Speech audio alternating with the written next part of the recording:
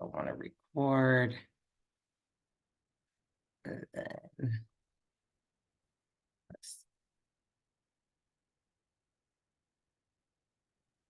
see. Well, maybe that didn't work.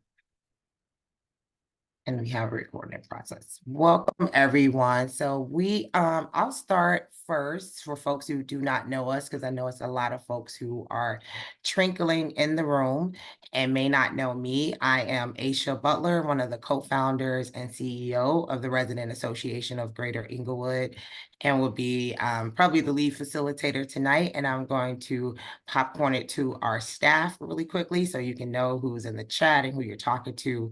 I'll do Samaya, and then Nikki, and then Brittany. Hi, everyone. My name is Samaya Butler. I'm a membership liaison at R.A.G.E. I also am the Re-Up Our Future Scholarship Manager. Hey, everyone. I'm Nikki Tan. I'm the program director for R.A.G.E. Welcome. Hi, everyone. My name is Brittany Norman, and I am the Senior Communications Manager of R.A.G.E. Thank y'all for joining us. And because we do have a pretty full house, we'll just ask that folks use the chat. It is a feature at the bottom. I know we've been on Zoom for a few years now, but for folks who don't know, you can actually put your name. You can either say the block that you're representing or organization, anything you like, if you would like to also be connected to others in the chat. And so we can also see who's also in the room.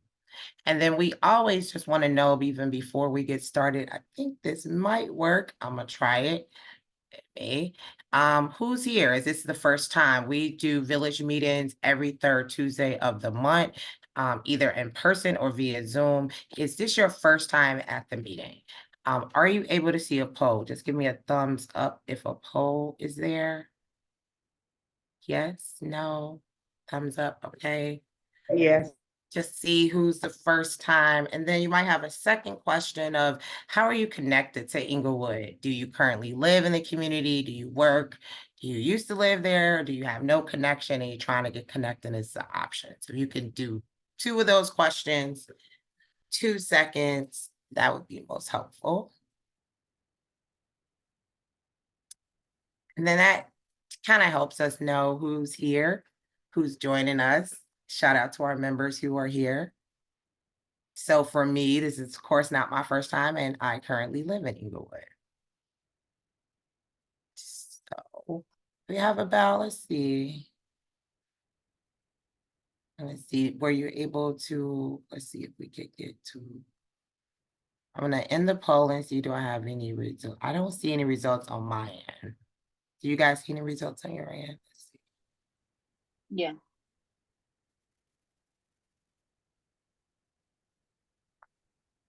I've got some results. All right, if you could share, maybe because we're both logged in, that's probably why.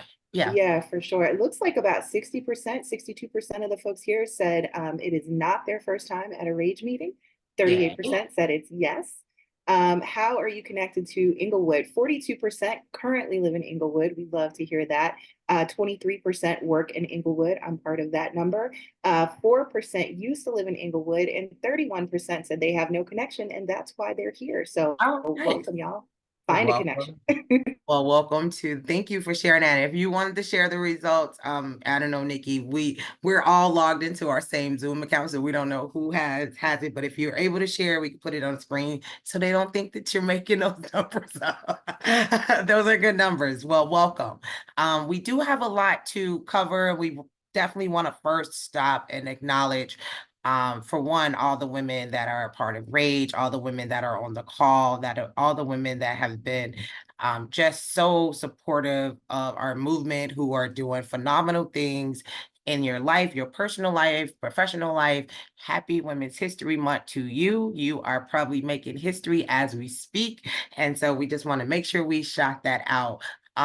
We are actually an all women staff right now. We are hiring, you'll hear about that later, but the women's history and just women and this movement is always very important because we are the backbone. So I just want to shout out to that. And if anybody want to do some shout outs in the chat, again, your name and maybe your organization, if you would like to connect with people, or any shout out about women history or anything, you could use the chat.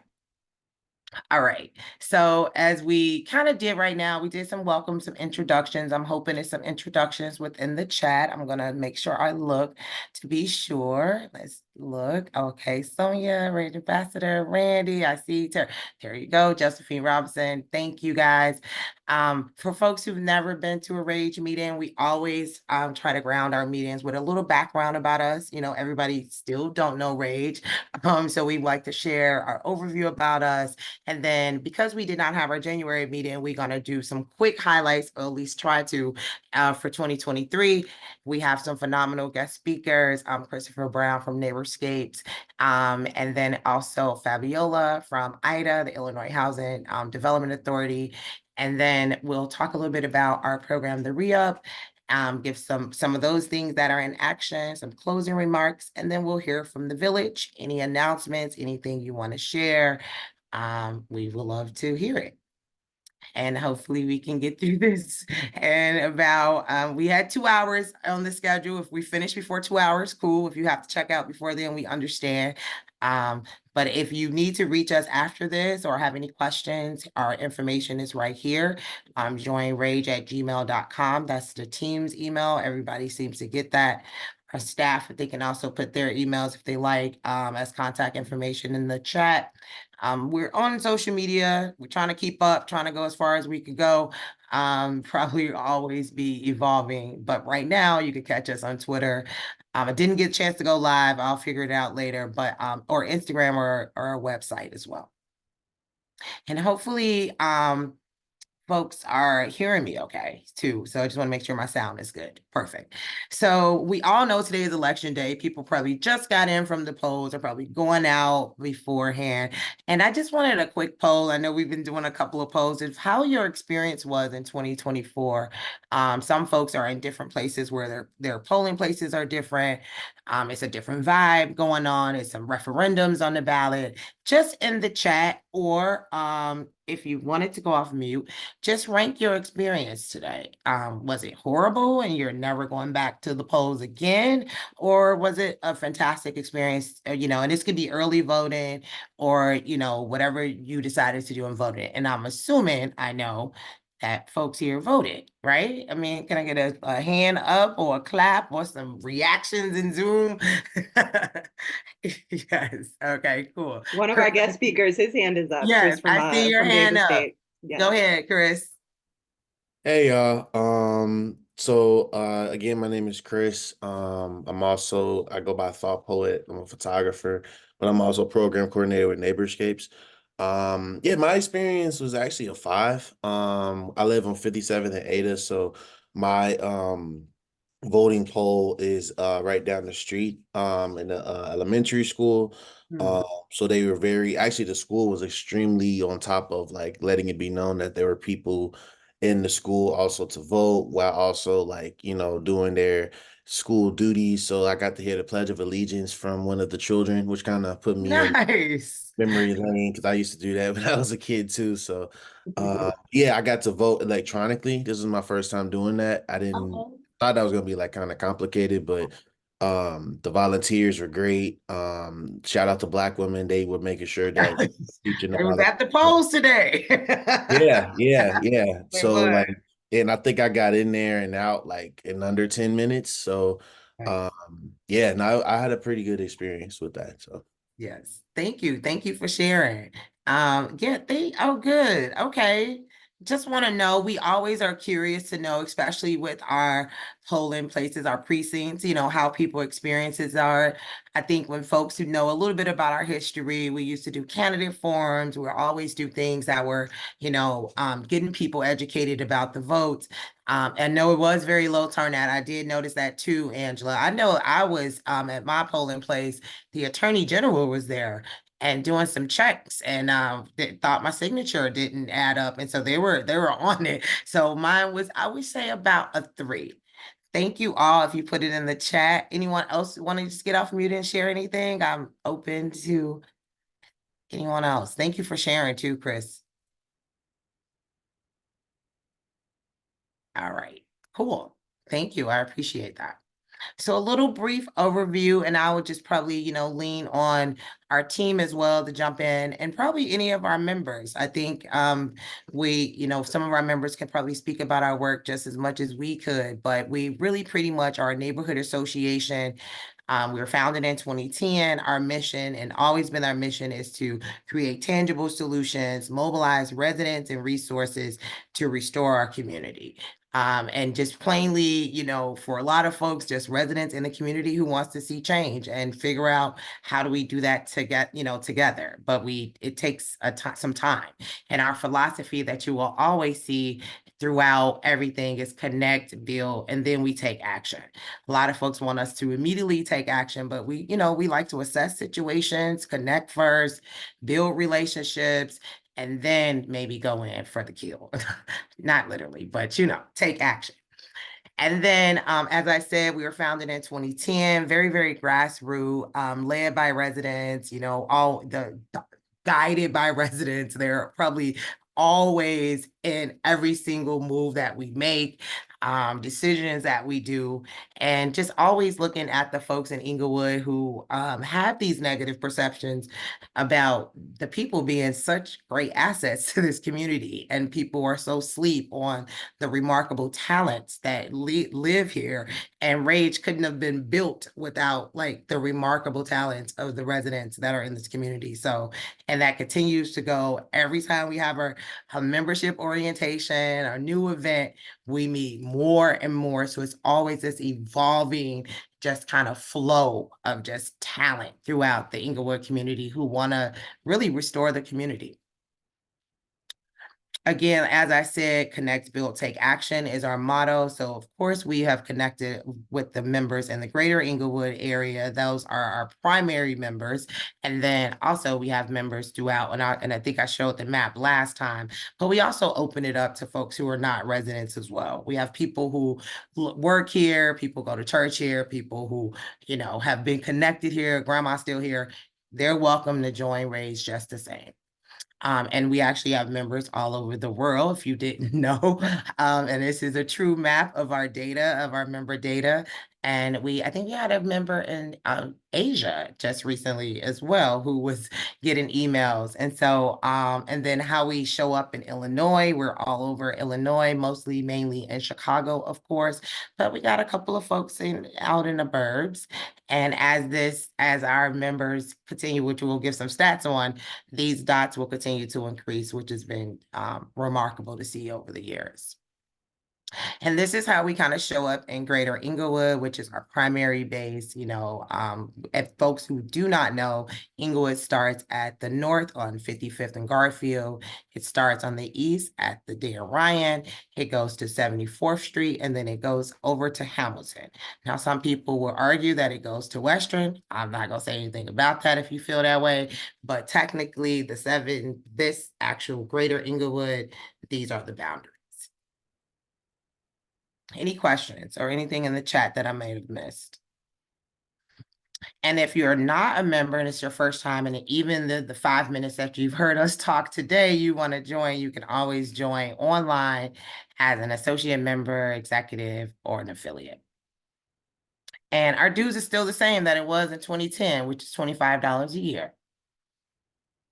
And $20 a year if you do not live in the community. And then if you just want to get the newsletter and just say, get the membership package, but that you can't necessarily build those relationships right now, or even take action, you can always join as a general supporter. I'll just look at the chat and see if it's anything. Nope. Okay, cool. Some of the benefits for joining, and I'll just actually turn it over to any of our members. I'm looking at Sonia, I'm looking at Josephine, any benefits that people want to shout out. As I'm looking at Roger, I see a lot of member names. Terry, I'm calling out, putting y'all on the spot. Any benefits of being a member of R.A.G.E? I'll just let you guys talk about it. If you could go off mute. Oh, most definitely. Can you all hear me? Okay, great. Definitely, it's the community for me.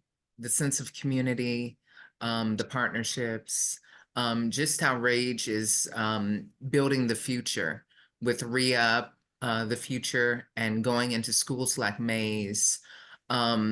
I just love 5 after 5. I'm just kind of biased, but that's my jam right there. And I can go on, but I Yeah. know there are other people dying to put their 2 cents in. But I love R.A.G.E. I love being a member, and I can't wait to do more as an ambassador. Anyone else want to jump in? I can if you want. Yeah. So Roger Engelman, I've been a R.A.G.E member since, I don't know, maybe 2017 or so. I'm not sure. But honestly, R.A.G.E, I mean, besides all the incredible things that R.A.G.E does for the community and, the volunteer opportunities I've been able to be involved with, it has been like the way to meet other organizations in Englewood, people in Englewood, and so forth. And I tell a lot of people that I know that you remember the movie Groundhog Day, how on the last day, before he finally got out of the cycle, he like knew everybody in town. That's how Englewood feels to me. It's like I'm on 63rd and all of a sudden I just see people I know, and R.A.G.E has a massive amount to do with that. It's just incredible. So yeah, it's been wonderful. Yes, thank you. We are the portal to a lot of beautiful, magical things. You just gotta like jump in the portal, and then where it takes you, we cannot say, but it can take you to a lot of magical places. And I think that is what we love. That's some of the things that's not on the slides that you really have to feel to be there. I always tell people like you have to actually be there to feel it. So even though we're on Zoom, we already know we're going to be together and connected, and we always give our opportunity for our members to get connected. And a lot of them do. They flourish and have beautiful relationships that from this portal of just not sure what's happening sometimes in the community that R.A.G.E was able to do. So again, another commercial. If you're not a member, this is the time to join. In 2024, a lot of exciting things that we'll be talking about throughout today. So I just want to make sure I didn't miss anything in the chat. If any other members wanted to say anything, it's always great. So I'm going to talk a little bit about our highlights. We didn't get the opportunity to go through this in January, and I'm not going to read every single thing. It just really is about our impact and like us looking at it in numbers, and also just quantifying it sometimes our work, which we don't sometimes do, but when we like actually put the numbers together, we're like, whoa, that was huge. And one thing like really stood out to me that we were talking about was just how many times that we share resources and opportunities for our for just anybody, anybody in Englewood. And yes, we're very biased. It's enough in Englewood to keep us busy. So but overall, all the different platforms that we use, and I have to shout out Brittany for really managing that. She is the mastermind behind all these different platforms that people who in our orientation not too long ago said, oh, I've heard about you from LinkedIn. Oh, I've looked on TikTok. Oh, I was at the grocery store. Oh, I was here. I think it's a variety of ways that, we try to engage, and it has been really great to see those like resources and opportunities plop down, all day, real time. So if you're not online, just keep up with us. I always say try to keep up with us. And then one other thing that we also didn't realize is that we were in the media 57 times. And maybe this is something Nikki pointed out that I thought was very interesting, because we don't have a PR firm. We don't call the media typically. But when we actually counted how many like issues or things that we were involved in or quoted or talked about, and we didn't even go to our members' separate news stuff, just like R.A.G.E. And we were almost up to 60 different drops. And I don't even know. Nikki, did you want to add anything to that? Yeah, I do. Corey hand up too. So Corey, was your hand up on purpose before I bring in Nikki? Oh, that was a mistake. Oh, okay. No problem. Okay, go ahead, Nikki. So I wanted to say that, like, one, to get that many mentions in a media article, like folks who are familiar with me know that I've worked in nonprofits in Chicago for a very long time. I've worked with some that have like their own communications department. We have a communications person. Okay. So I've worked for orgs that have a whole department and don't get mentioned a dozen times in the media in a full calendar year. So to be mentioned 57 times, I think speaks, one, to the relevance and to the power and impact of our work. But also that's another form of labor. So I have to hand those kudos right back to you, Aisha, because in the off hours, after everybody goes home and everything is turned off, that's when you are hopping on the phone with journalists or hopping on a Zoom to talk about this, or driving halfway across town after the full day has Yeah. finished in order to make those mentions happen. And that's its own form of labor. So I just want to name that, to even keep Englewood in the mouth of media in Chicago is a part of our work that we don't even usually name as like the Yeah. work that we do. So Yeah. props. Thank you for that. And then, of course, hosted, in person, virtually. Like I said, our motto is connect, build, take action. So we take our time to curate experiences so we can connect, so we can build our relationships. Hundreds of participants in our By the Block, probably roughly about 300 who registered, and probably upward of about 100 who actually completed it in 2023. Membership it's steadily increasing, or either constant renewal. So we're really retaining our members and also getting new ones. Have new partnerships that have been blossoming. We'll talk a little bit more about that. Of course, received our home. We haven't closed yet, full disclosure, but we did, we are going through the closing process. We'll go into more detail about that. And then some of our work with the vacant properties, that is now, also getting rebooted and flourished back out again in 2024. One thing that we're extremely proud about is the recirculation of the dollars going back into Greater Englewood. As a not-for-profit, we've been able to be, very, very flexible in receiving money, and also being able to distribute that right back into the community. So it's either through scholarships, it's either through an investment, actually acquiring a property, cash mobs, 5 after 5 events. I'm gonna just look at the team to chime in. Yeah. Oh, I'm definitely chiming in on this one. Yeah, I'm definitely chiming in on this one, because this, and I harp on this all day long, and probably everyone I work with is gonna get sick of me saying it, but it's true. This is a true representation of R.A.G.E's values as an organization. That 250,000 recirculated back into Greater Englewood does not happen on accident. It happens because we are intentional and we are conscious about where we put our money, what businesses we want to spend our money with, down to, everything we can think of, whether it's food, whether it's, venues. And I see Amani's got her hand raised, so I'd rather Amani speak to this than me keep rambling on. Hey, Amani. Okay. Greetings, everyone. I had to unmute. How's everyone? Good. I had to chime in because I was trying to chime in earlier, but I just allowed it to go on. But when you made the comment about receiving funds and making sure that you're intentional about putting it back into the community, I said I gotta come in and say something, because R.A.G.E helped our company, Mining the Rhythm, right at a time when something crazy happened. Like, our place was shut down in early December, and it's just now about to open back up. And you all came through and supported us during that time when we were like, whoa, what are we gonna do? What are we gonna do now? So I'm grateful for that.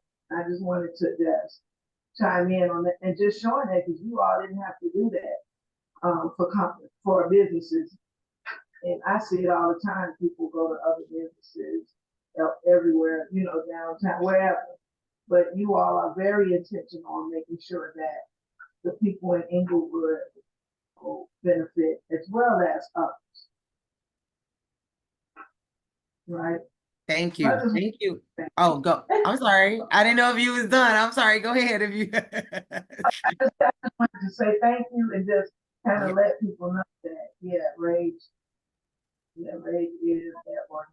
I appreciate that. And no, we had no clue, Imani. We just knew you were a member, you have a business here in the community. You got some good bean pies and hoagies and soups and all kind of stuff. And it was a treat for us to be able to solicit and to pour back into our businesses here. And so in so many different type of ways. I mean, and sometimes it's marketing where their business expanded because of our marketing. But sometimes it's actual direct service, like being an architect or being a contractor with us, that's going right back into the zip code of 60621. So, and then of course we do homeowner grants, which we'll talk about too. So yeah, we had a great 2023. I just want to put the claps up and the snaps. We're really excited about what's ahead. And then we'll send out a more full report via email that talk a little bit more and go into a little bit more depth around our accomplishments. So thank y'all, and hopefully there was no questions in the chat. All right. Now, Chris, Isaiah, I don't know. Okay, I thought poet. Which one would you like to be introduced as today? I didn't know what to put on the screen, so I did the formalized name on the screen, but I know that you do go by other names, and I want to be respectful. How would you like to be addressed? Isaiah is fine. Isaiah. All right, Isaiah. So Isaiah joined a while ago. I think we've been on some Zooms together. We've been knowing Neighborscapes for quite a while. And since the beginning, I think when Jay first kind of, presented this idea. And so it's always times that we loop in and loop out, or some things are going on that can be beneficial. And so you guys reached out to present today, and I want to give you the opportunity to do so. Did you have any slides you want to share? Do you need to share the screen? No. It won't be that very long. Just a Okay. quick description of who we are and stuff. So Sure. All right. And then I just did one slide, but I don't have to have the slide up. I could do that when you talk about that. I'm sure you are. awesome. Now that's actually great. Again, Okay. thank y'all everybody for hearing me. Again, my name is Isaiah. Most folks maybe know me as Thought Poet in the community for being a photographer. But I'm a program coordinator for the organization Neighborscapes. So just a little history about the organization. We actually did a lot of landscaping in Englewood and Harvey. I think like before 2015 or something like that. So the executive director, Amari Moore, and our board president, R.A.G.E, they kind of came together and started forming what we call our Innovation House program, which is basically us going into the Englewood community, and we're revamping Englewood properties that have been sitting for a long time. And we're allowing folks to move into our properties for affordable rent that's about $400 per room. But on top of that, we're also doing a lot of curriculum building where we're actually teaching our folks that are in our properties how to actually adult better. So when I say that, a lot of Black and brown folks that go into the renting process of having a crib or whatnot, they normally don't know the ins and outs of actually having a roommate, paying the rent on time, even when it comes to like mental health and sometimes even like hygiene. And so our curriculum is really based around not only figuring out how to help folks learn how to do those things, so like how to do your taxes, how to communicate with your landlord about your rent, but we have a 3-year program where we are actually helping folks buy and own the properties that they are living in. I was actually also one of the participants of the program. I think I moved in, oh Lord, 2015. I was working at the Film Museum at that time, and I would like to think I've done a lot of pretty interesting things, being able to work with Neighborscapes, not just as a program coordinator, but also as a organizer and a community member of Englewood. And so we have different types of programming that we are having going on around Englewood. For example, we have a open mic called In the Land, an Englewood open mic. We've had a lot of people that are like, I dare say, at the forefront of the Chicago music scene and the Chicago organizing scene feature at our open mic. This is our 3rd year running it with Imagine Englewood If and Englewood Branded, and also D-Case and Neighborscapes as well, and the Creative Agency on Social Aesthetics. So yeah, I know I just said a lot, but again, our goal is to continue to check in with folks that are very community oriented to move into our properties. Again, normally we have like a interview process and a screening process to make sure that folks are, again, very much so aware of the beauty that is Englewood and can and want to contribute to that as much as possible. Yeah, I feel like that's everything I wanted to say. Did you want to share anything about just your experience and like now Oh, how yeah, you I moved could. from being a participant but actually now working, and I believe it's similar to Omari as well, right? Yeah, I can definitely share a lot on that actually. And so again, I was again an artist. I was homeless before I actually moved into Englewood, and so that's important because I actually met Jay Reddy through the program I was in called Public Allies, and so kind of very much so similar to our program. He outside of being the landlord, he was very much so interested in like, what was I doing outside of just, paying rent or working my job, which I was kind of like, okay, that's interesting. But I realized that he was very much so trying to get me to be more interactive with just Inglewood in general. And I could say that just because transparently I just did not have time because I was so busy trying to pay my rent. I was so busy trying to survive, if you will. And so, again, like just having a lot of conversations with Jay and Amari over the years. In 2020, I actually started working with Neighborscapes, which is also when I got arrested the second day of the George Floyd riots, because I was an organizer. And they call it the Battle of Hyde Park now. But the reason I bring that up is because Jay and Amari were very much so like, okay, how do we contribute to the community? How do we contribute to what's going on? And so we did a lot of mutual aid.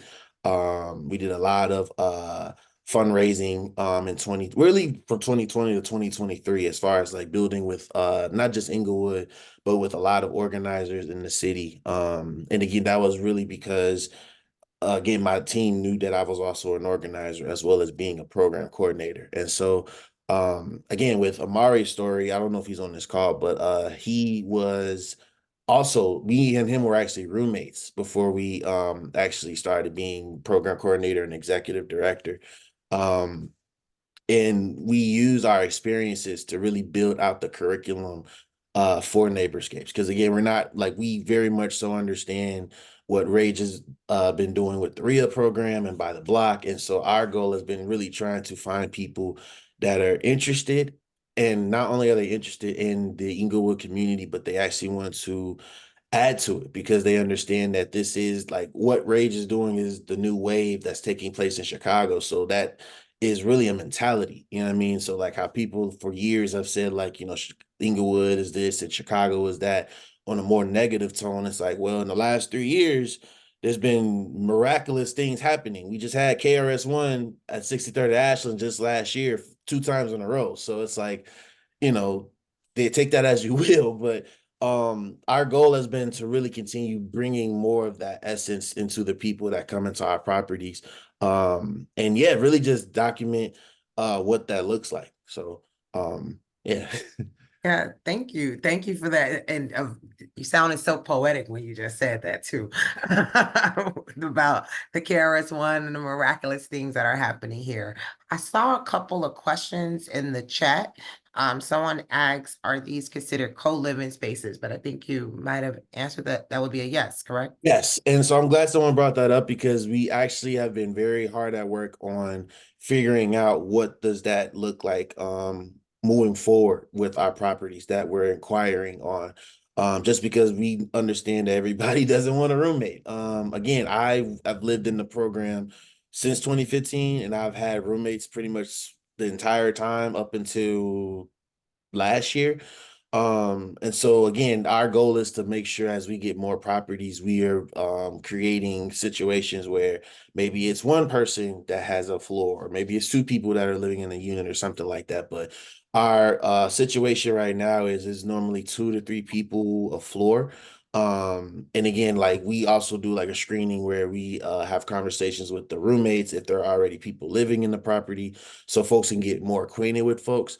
But the beauty is we actually once we get you to the process of like buying and owning one of the properties, again, we work on different properties in Englewood pretty much throughout the entire year. So, for example, if you moved into a certain property and you get to that point where, okay, now you're ready to see what, buying and owning looks like, if there are new properties that are available, we can have that conversation as to like, okay, this is the one we can like focus on for you. So yeah, I hope that answered that question. Know about the roommates. I think so. And I'll just open it up if there's any other questions around it. And you guys, is this current information, or do you have rooms available now? Is that also you're recruiting more people for the program right now? So the answer to that is yes, we are recruiting Okay. more folks. We also have a waiting list as well. We have and I don't know if my uh board president is on this call, but I know we have some more properties that should be coming online. I dare want to say in like the next 3 to 6 months. Okay. Yeah, Jay Ready. I don't know if you can answer to that, but if not, it's cool. But yeah, the goal is to continue having more properties open. So I'll put my email in the chat directly because I'm the one that does all of the interviews with anyone that is about to or is interested in our program. So Yeah. yeah, everyone will be whoever is interested, you'll be talking directly. And then we And got I am here, Chris. Oh, yeah. And then Sorry, there was Aisha. also one more question too, asking how do the individuals pay for the rooms? Are there subsidies? Hey, Jay. Hey, so yeah, it's always complicated. These things move around so much, but we have the coach house available at 72nd and Loomis, 1400 West 72nd Street. We've got a little bit of repairs that are going to be made this week to it, and then it would be available, and it's got up to 4 bedrooms in it. It's a little complicated the way it's laid out because it's a tight space.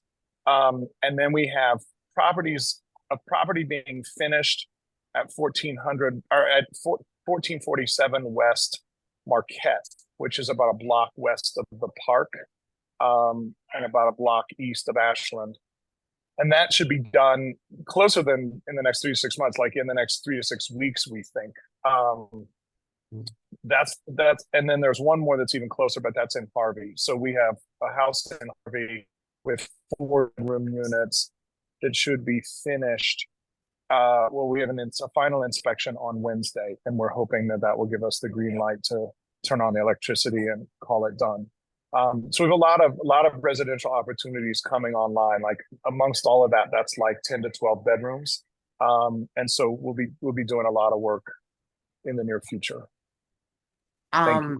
Yeah, thank you. I have one question. It's a little bit off. It's probably more so for you, Jay.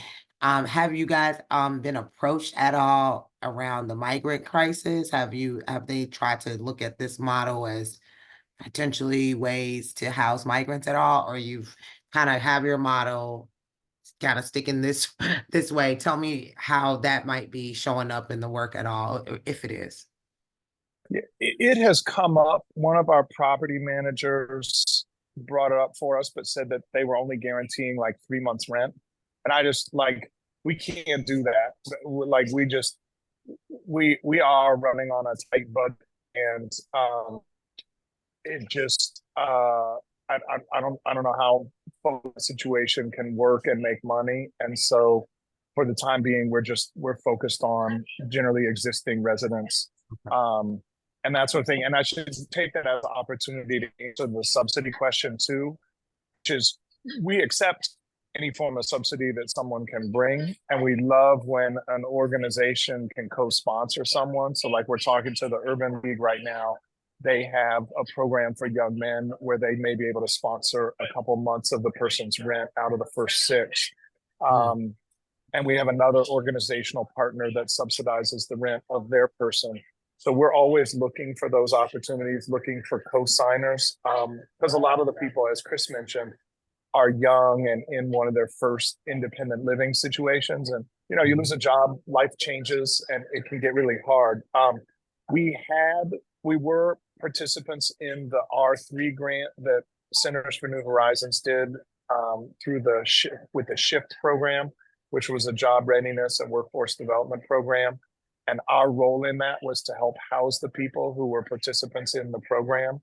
And that came with a $200 a month subsidy. So cutting in half the amount that people needed to pay. But they're right now, those applications are open. and due very early in April. So we're applying again with centers to be a part of that again. But right now we don't have that subsidy available. And so, you know, it's a squeeze for some of those people who were getting that assistance to now pay the full amount. And Thank we have you. one Yeah. more question in the Okay. chat about how available rooms are advertised in the community. Got you. And Jay, you can tag along after I answer. But we've definitely done a lot of promoting at our open mics. Because our open mics are normally at Englewood Branded, or they're normally at Imagine Englewood If. So for example, we have a open mic on the 29th of this month at the Imagination House at Imagine Englewood If. We also have flyers that we try to pass out throughout the community. And we also try to do informationals as much as possible. I know we've been trying to get in contact with Kennedy King, just so we can do an informational, because we would love to get folks that are at Kennedy King specifically to be more involved, just so they can understand, like, you know, because I feel like people be looking at Inglewood like they're just starting to understand, like it's almost like some Wakanda type of situation. It's like they can't believe it. So many organizations and people that are like connected, and so we've been trying to get more into that area. Yeah, and I mean we're very open to coming and like doing like informationals and also doing virtual informationals about our program. We've done those with City Year, um I'm blanking on Broadway Youth Center, which is a part of Howard Brown, if you're familiar with them. Brave Space Alliance, SWAP. I don't know if y'all familiar with Yeah. SWAP. We did Yeah. a partnership with them Mhm. in that capacity. And then like Jay just said, we're trying to get our partnership with the Urban League and also with Growing Home as well. So yeah, it's more like if folks are interested in us coming and having informationals, we're more than open to do that. Because we really are trying to make our waiting list be to the point where people can, you know, as soon as our properties are online, we can like start moving folks in if they're like prepared to move in. So yeah. Okay. Thank you. Thank you. And I think that was everything. Great questions. Thank you all. It's called Neighborscapes.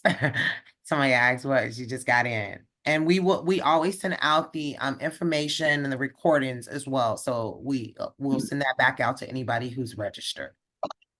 Some quick lightning round. Oh, did I miss something? Yes, Aisha. Yes. Hi, this is Corey at Kennedy King College. Hi. Oh, yes. Hi, Corey. How are you? I'm putting my email address in the chat box. Perfect. Hold on, let me do this right here. Okay. Yeah, you have a whole book. And Corey, do you want to just quickly introduce yourself? You've been at KKC forever. I was in the grading papers. I only have like a fourth of a screen, but I can still talk. But here's the thing. I would like for the gentleman to, when my email is, email me and I can get some connections going on here, starting with me. Then I would tell me exactly what you need and I can find the people and we can all do this together. Yeah.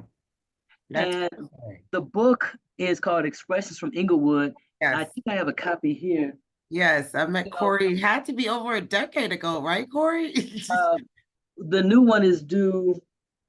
I should get started on it sometime this year. This is the first one that came out in 2006. Yeah. And it collects writing for people who live, work, or go to school in the community. So, I had two thoughts about them getting in touch with me and then the book itself. Let's see. You don't have to be a student of mine to be in the book for sure, but when people can express themselves in any way they want, poetry, personal essay, fiction, argument papers, send them. That's my address right there. And let me give you the other address too. Hold on a second. Thank you, Corey. I appreciate that.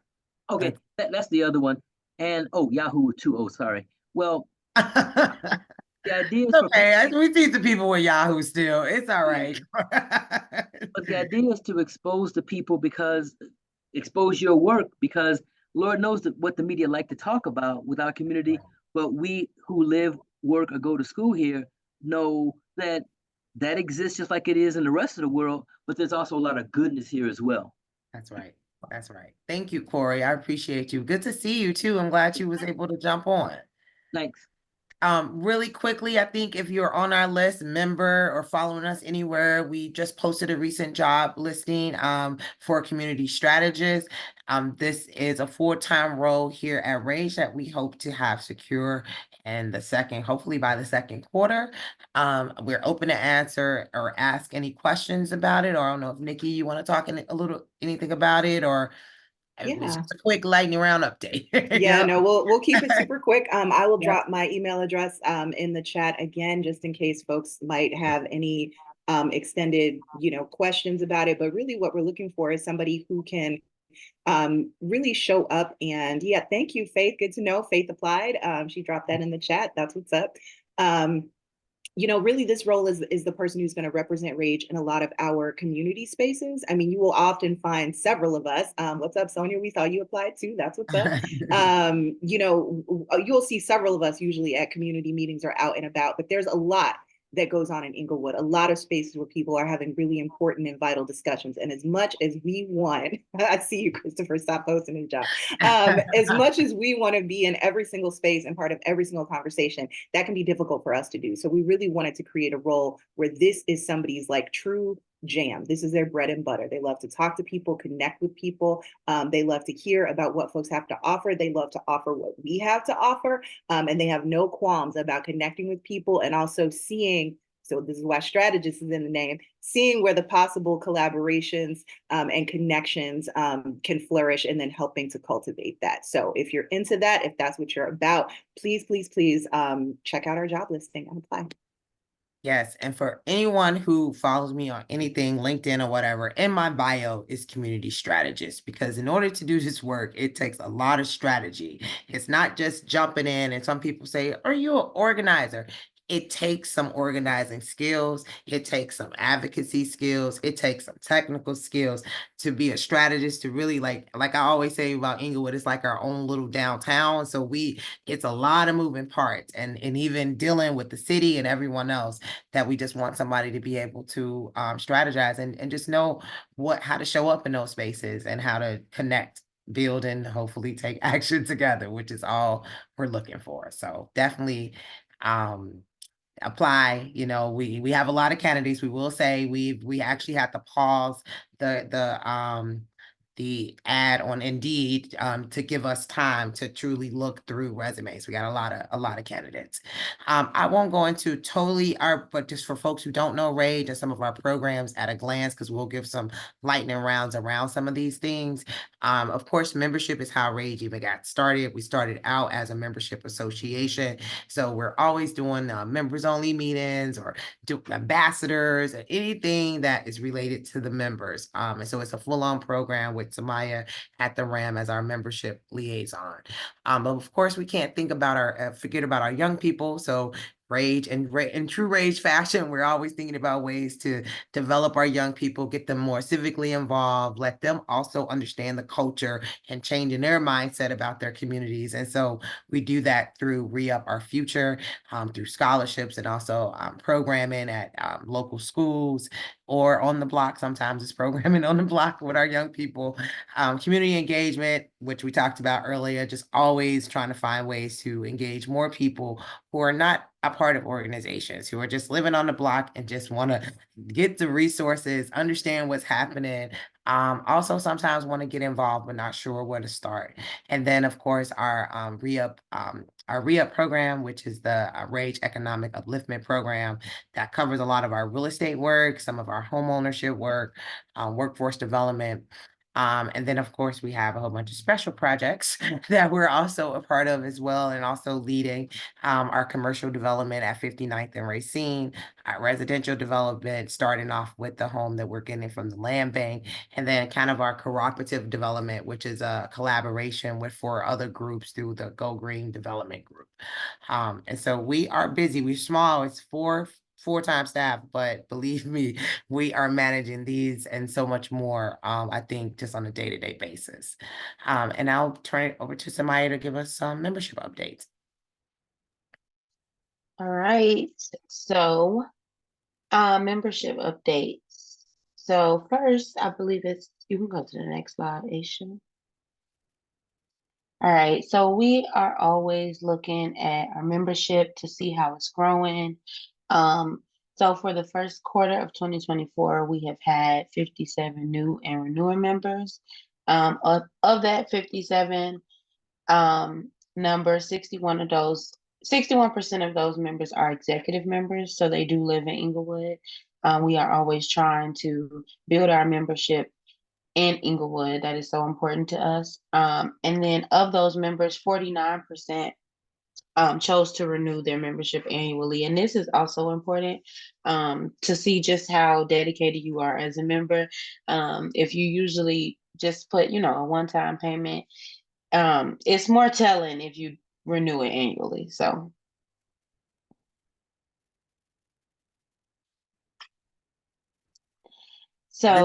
Victoria, and I think Asia can touch on this. She went to the event.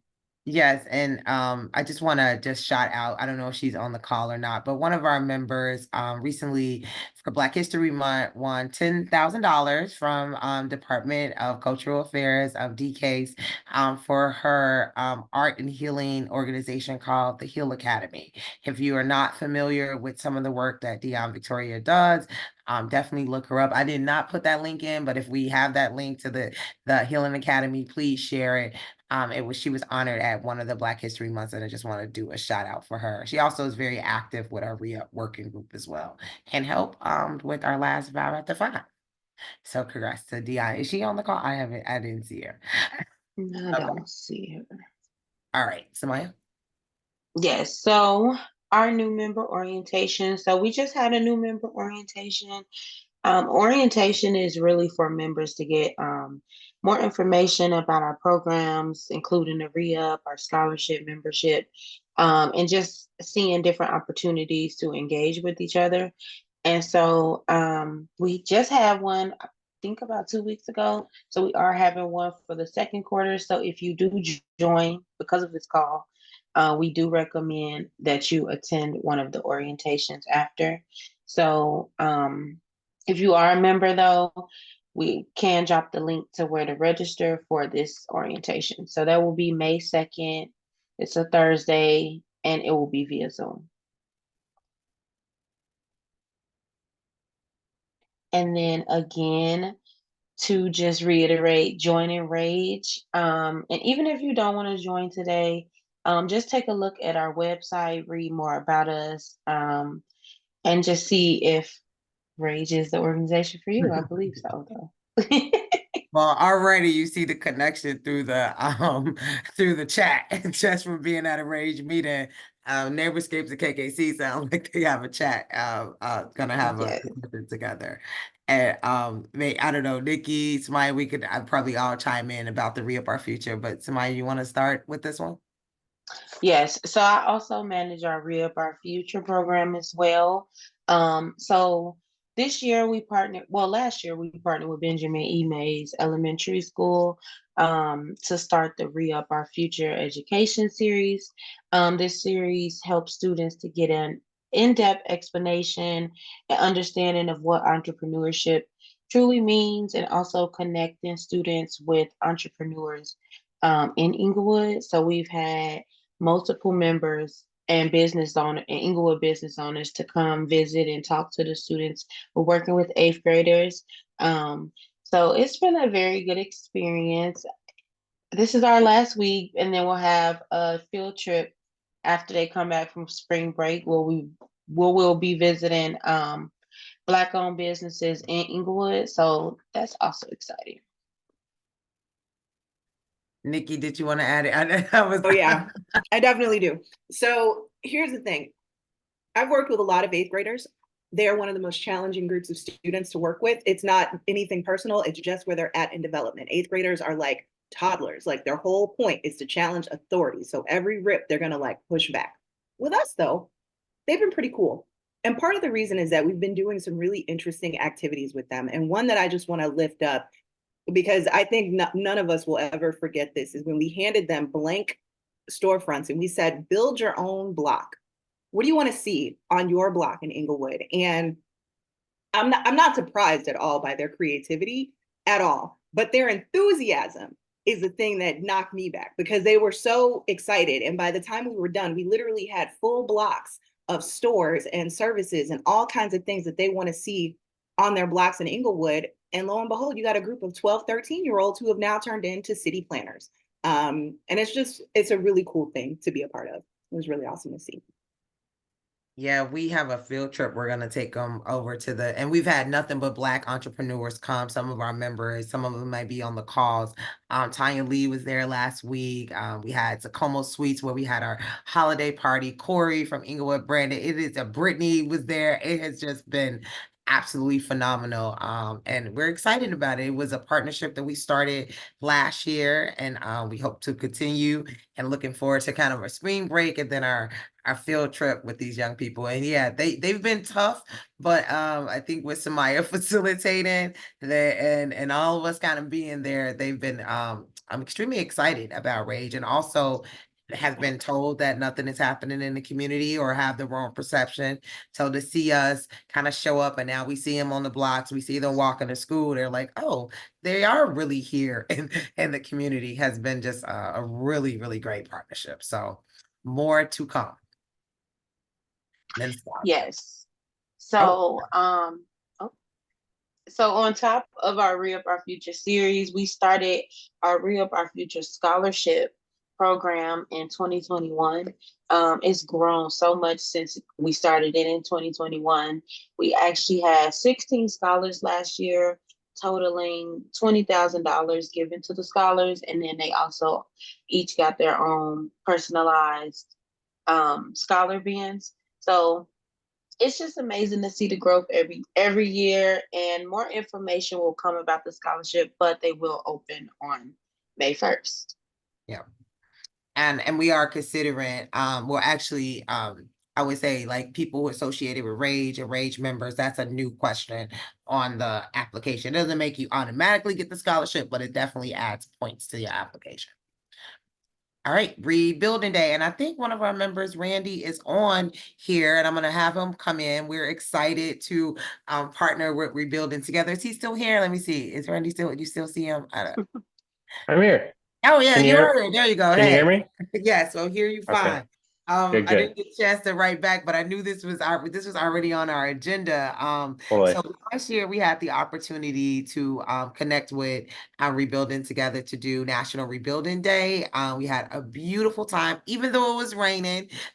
We did some repairs on the inside. We had a R.A.G.E-ified block party on the outside. We also did some walking tours to survey the vacant properties, and we are excited to do it again this year on Saturday the 27th on 56 in May. And actually not on purpose, I know Benet picture is here, but it's on one of our members blocks as well. And so we're really, really excited about that. And Randy, you can add anything you want to add about just the organization, what it is, what it does too as well. Yeah, great. Thank you, Aisha. That's awesome. So my name's Randy. I'm a program coordinator at Rebuilding Together Metro Chicago.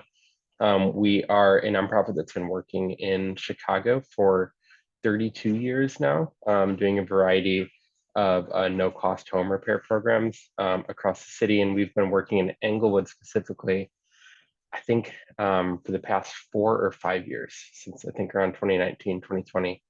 And it's been repeated over and over today, but I would just have to echo that I'm really excited about partnering with R.A.G.E again this year, because like y'all at R.A.G.E are like connectors, and it's a really important and beautiful skill that y'all have, and I've made a lot of connections being a member at R.A.G.E, and I'm excited about what we're doing this April, which is our annual National Rebuilding Day, where we are working in about 50 homes in Englewood in some capacity or another, with a variety of homeowners, everywhere from seniors to young families. doing a lot of critical home repairs. Our motto is warm, safe, and dry. So we focus on repairs that help folks live in their homes with more comfort, with more safety, because we know that's one of the most valuable assets that a household can have, both financially, physically, but also having the peace of mind of knowing that you're living in a safe and comfortable home is what we're all about. So we'll be in Englewood on April 27th doing our National Rebuilding Day. And as Aisha mentioned, R.A.G.E is going to Rageify the 56 in May block. I don't know exactly what all they have planned, which is kind of exciting to me because I know that they are probably taking this idea and are running with it in imaginative ways that I couldn't even dream. So I'm really excited. I think Aisha maybe has some volunteer opportunities to lay out. So I won't say any more than that. But if you have any questions, I am happy to answer them, and I can put my contact in the chat as well. Thank you. Thank you, Randy. Glad you was able to be here. We're excited this year to do this, and also just the area in general. Again, when we go back to the dots on our map where our members are, we try to go in areas also that we don't have a lot of members on. Luckily, we found some. We were able to find a block where have our members on, but we can go to the next blocks and recruit and talk to folks about R.A.G.E there. And it's also not far from our project at 59th and a Racine, which is right. You guys probably see the mural if you ride past. And we'll do a quick just kind of update on these. We went into long detail at our last village meeting. We don't have that many updates, but for folks who don't know that R.A.G.E acquired this building, the former Leon's in 2023 from the Cook County Land Bank. The goal really here was around kind of food, beverage with a mixture of office and like retail space. And so R.A.G.E's office, the plan is to move R.A.G.E's office on the second floor. Believe it or not, that building actually has a nice second floor. And then the first floor will be a sit-down dine-in restaurant, as well as and we're thinking about the north. The north may be a restaurant, may not be, but we have different LOIs from different opportunities. So we're not sure yet, but we have the flexibility to, kind of vanilla box it out if in case we decide not to have a dine-in restaurant on the north side. And that the reason that we had that initially designed is because our original letters of interest came from actual restaurants. So we kind of did all of our architectural work, building out the space to be 2 sit-down dine-in restaurants. Because as you know, that was recently on the news, and we have like a store, I think Block Club Chicago did it. Currently we don't have any dine-in sit-down restaurants. We have a few places that you could dine in if you liked, but however, they're mostly like fast food places where you can actually like sit down with the family, have a meal. Sometimes people have meetings at restaurants. And so we wanted to know, also meet that need, but also just kind of clean up the 59th and Racine corridor. It's been neglected for this building. It's probably been vacant for over 20 years. It's right next to a park. It's not a lot of activity, but because of the work of Go Green and some of the work that's happening at the park right there at Moran Park, it just kind of made sense to also bring life into this vacant space.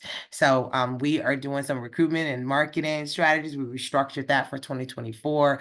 We do have a letter of interest received from a security firm, possibly, and our space delivery date is July 25th of July 2025. We are in the process of forming our capital campaign committee, crossing our fingers, because we do need to raise some more money for this project. And we're also in the process of submitting to Department of the City of Chicago, the building for zoning. We are doing a lot of back and forth with our budget to see what's going to work, what's not going to work, what we need to cut down. We are done with our construction designs at 100%, and hopefully we'll be submitted for permits by Q2 of this year. We are working with the GC right now, but we will also do some open bids, so you will hear more about that. And just getting ready for the site to be kind of prepared and ready to work on it. Hopefully, with our fingers crossed, we will be doing a somewhat of a groundbreaking in June of 2024, which seems very, very close, but that is the plan. It may be delayed because unfortunately, that's what happens with community-based real estate. Usually when it's coming from the community, with the community, there are always usually delays, unexpected delays. And so we've been holding on and excited about our next steps with the project in 2024. And you should be hearing about us breaking ground very, very soon. And then in terms of the learning lab, we are still in the process of closing. We actually had to get some estimates for plumbing before we can actually close. And so we have those bids out to see how much more. Hopefully it's not that much, but the fact that the home was donated to us, we are willing to pay whatever that cost is for that plumbing because we will have to get it done anyway. And then we're also going to be working very closely with our, and probably Nikki can chime in on this, with our RE/UP working group around the curriculum for the Learning Lab. Yeah, so I'll say more about this when I go through our sort of re-up like update, but part of like one of our subcommittees tasks is to really figure out what we're going to talk about at the Learning Lab, what kind of things folks really want to learn, and what kind of knowledge folks in Englewood are really looking for. So if that's something that you're interested in or a conversation you'd like to be a part of, I'll drop my email again in the chat. Please reach out to me so I can get you set up with the re-up. Yep. And someone asked, are we still accepting LOIs for the space? Yes, we are. I'm working with a commercial broker. I usually connect any potential tenants with my commercial broker, and then she kind of talks through what we're looking for, and she'll share like the marketing material. So yes, if you know someone, and our goal, just for everybody to know, is that the goal for that building is right aligned with the re-up. It is focused on Black-owned businesses. So we're looking for a majority Black-owned owner who is looking to expand, not a startup, an actual business that's already in business, who are looking to expand into the Englewood market. So please, I am handling that. So put my email in the chat. If you know someone, we have marketing materials. I'll connect you with our commercial broker and we can go from there. And we're interviewing and collecting LOIs now. So we are still open, and it's about 1,200 square feet for that space. All right. Our next speaker is Fabiola, or I know as Fabi, we knew her from US Bank, but now she's at IDA, which is really exciting. We do a lot of work together through the Chicago Neighborhood Recovery Program, and she's this phenomenal speaker. Was with us on the By the Block walking tour not too long ago, and we was excited to have you here and talk about some of the things that are happening with IDA. Absolutely, absolutely. Thank you so much for having me here. I do want to say that R.A.G.E did not start loving me until I had to walk the streets with R.A.G.E in some abandoned buildings and pour and pray about all the stuff that you guys are doing. So I am happy to announce that I've finally been accepted. I still don't have a sweatshirt. I still don't have my hoodie, but I'm getting there, guys. I'm getting there, guys. So I will do whatever it takes to make sure that we continue to keep moving this forward. So yes, my name is Fabiola, but everybody calls me Fab or Fabby. On the West Side, they call me Fabulous. I got to throw that in there because that's where I was born and originally raised. So I am your diversity account manager for the Illinois Housing Development Authority. It is our state HFA. So you'll hear me say a couple of those words. HFA is Housing Financial Authority. You'll also hear me say AMI, which is Area Medium Income. And so you'll also hear me say a couple of little quirky things. Just let me know and I will go ahead and diverse what they mean, just so that everybody knows. So I'm still learning them as well, even 15 years in the game here of mortgage and in finance. But what I want to talk about is the money that the state has for first-time homebuyers as well as non-first-time homebuyers. We talk about building wealth. We talk about getting people into homes because, in my opinion, a home is everything. A home is security. A home is protection. A home is where I can sit down and breathe and not have so much noise. That is what home is to me. And so what my passion is to make sure that I can help any homeowner I can to get into their home.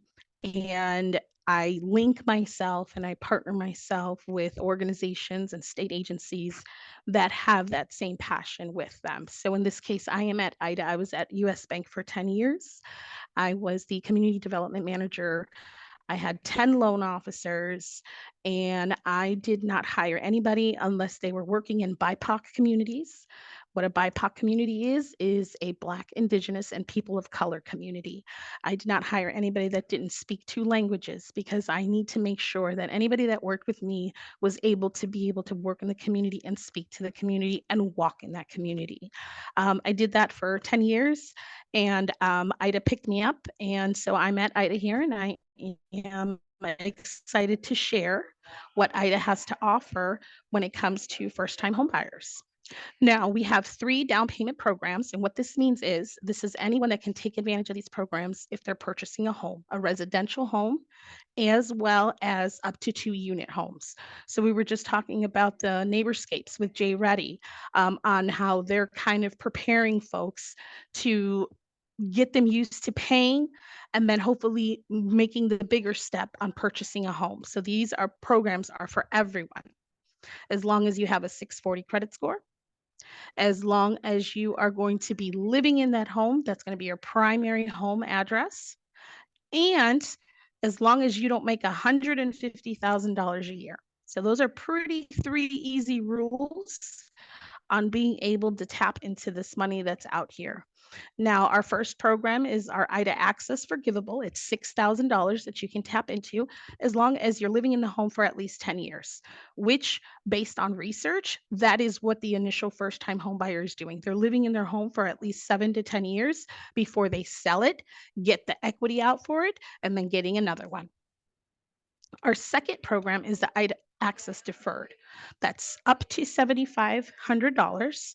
This one you do have to pay back after the 30 years of you living in your house, or if you ever sell it. Because if you're ever selling your home, chances are you're probably selling it to get into a bigger home. You're either upgrading or you're downsizing. Our third program is the IDA Access Payable. It's up to $10,000. You do have to pay this one back. And this payment back is at a 0% interest for 10 years, which ends up being an extra $82 a month. Now, all of these programs, yes, they have their own little quirks and their own little rules, but we use it because we pour back into the program so that it can help even more families out there. So Illinois Housing Development Authority, IDA, it is a organization within the state of Illinois. We get our money from taxpayers as well as bond loans, as well as when folks pay back. This is how we continue to refill those buckets of money to be able to continue to help those families. And again, just give me a call. That's my phone number, my email address. I do a lot of presentations. I'm here at R.A.G.E. I do a lot of presentations with Chicago Police Department.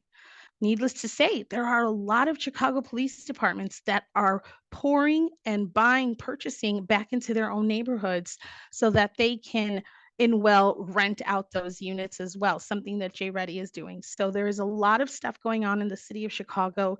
There's a lot of money that's going on to helping people, to helping families purchase their homes. And this is just 3 of the programs that are out there. So do we have any questions? Yeah, I'm looking in the chat. I see one says, do you all help with people with previous bankruptcies? Can't hear ya. Did you hear me? Oh, I don't think she Can you heard. hear me Fabi, now? can you Yeah, hear us, Fabi? I can't hear you. You can't hear us, Fabi? No. No? oh, can you see? Oh, I thought she was playing with you all. Oh no.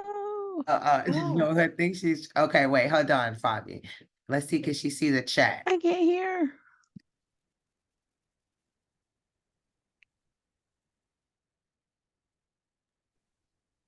How is that? She had a fancy headpiece on. I wonder.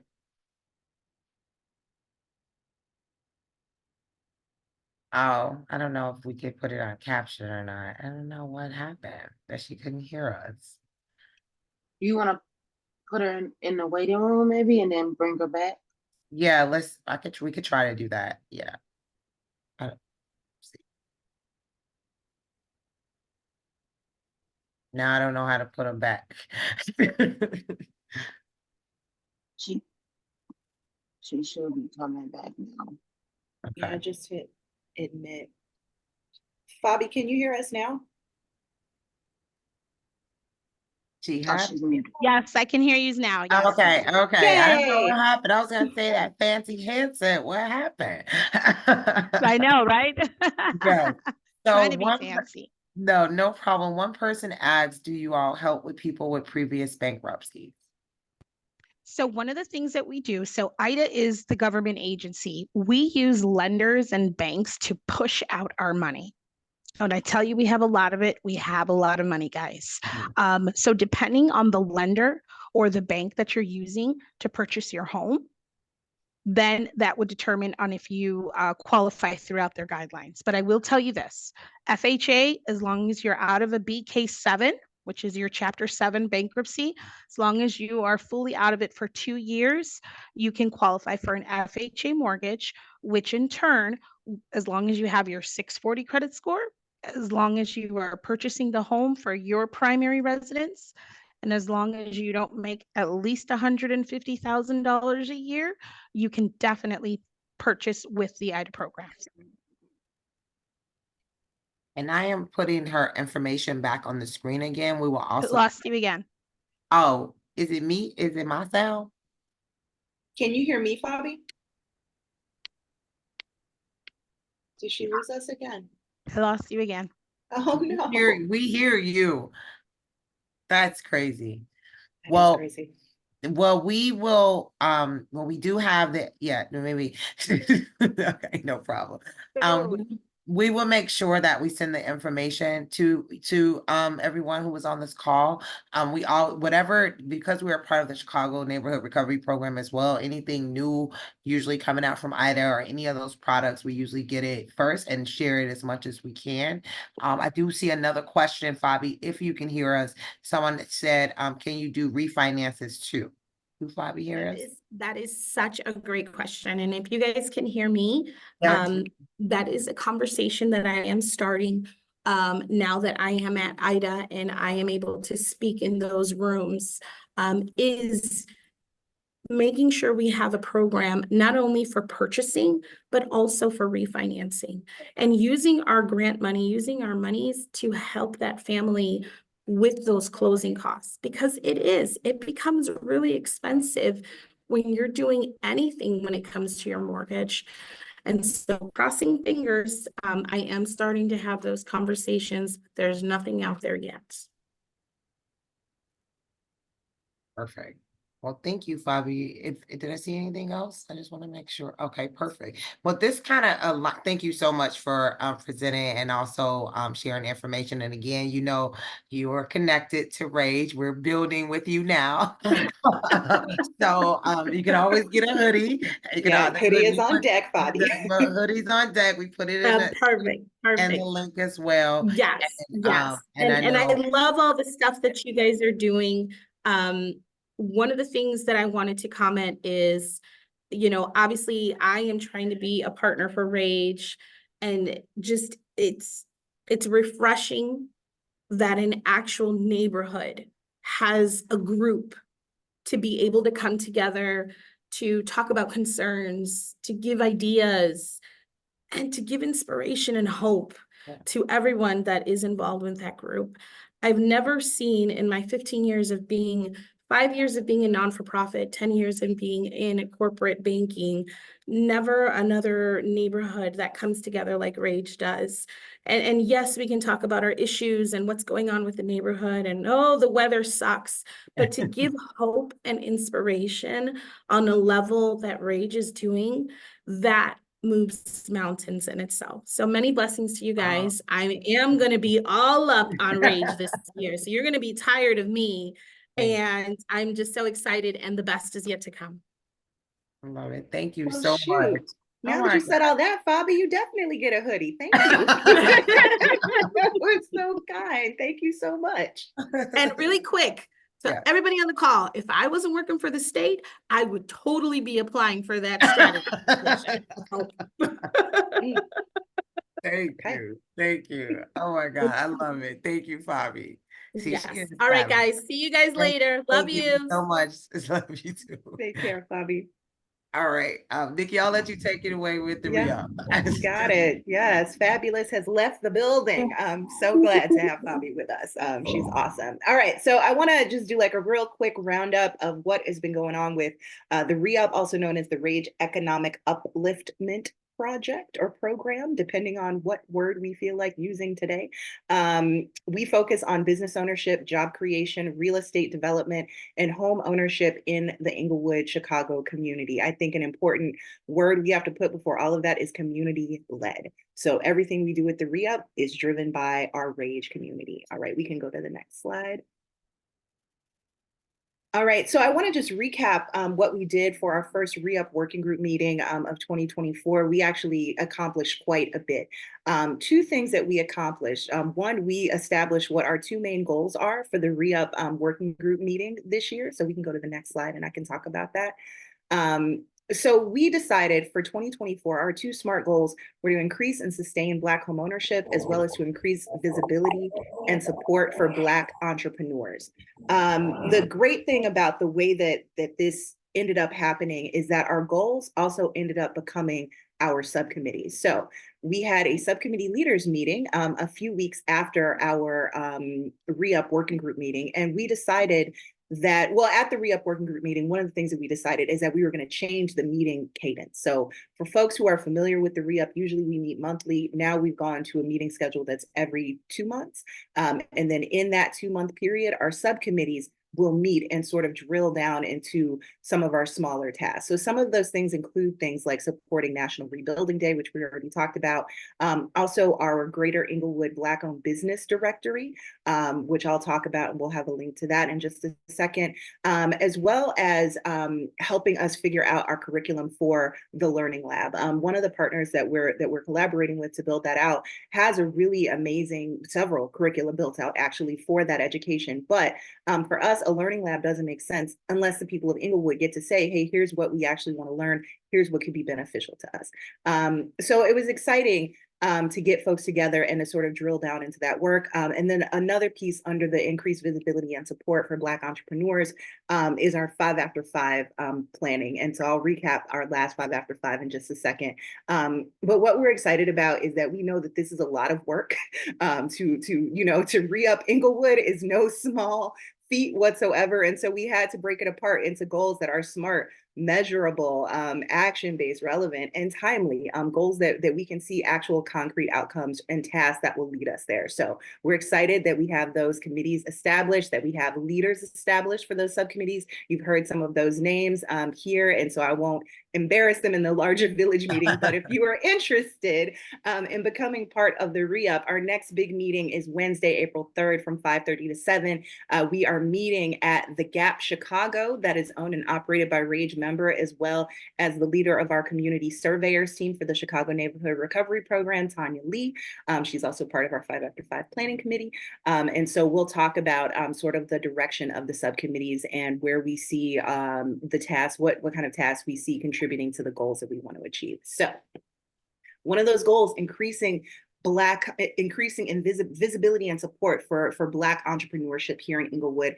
It's actually one of our favorite things to do. I have to say, this is like one of the most fun parts of like my work. I can't speak for anyone else, but it's one of the most fun parts of my job, is doing this thing specifically, which is 5 after 5. We hosted our Black Wall Street edition in February, and this was focused on legacy building. And so how do you plan for your future? How do you plan for the future for your yourself and for your family, if you own businesses, for that. And so we had some great business owners who we featured. And also we had a planning committee this time, which was really cool. So I can't even take credit for this, honestly.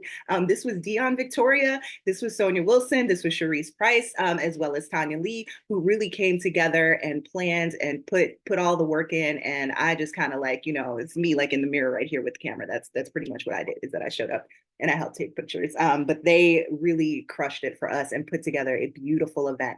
So if we go to the next slide, I can tell you a little bit about what we did.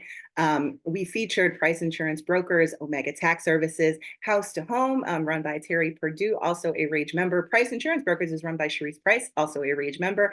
Callahan Funeral Services with the lovely Callahan family, also longtime R.A.G.E members. And we couldn't just be all dry and talk business. So we had to throw a little bit of sweetness in there from Amaze Cakes, which is an amazing Black-owned dessert company.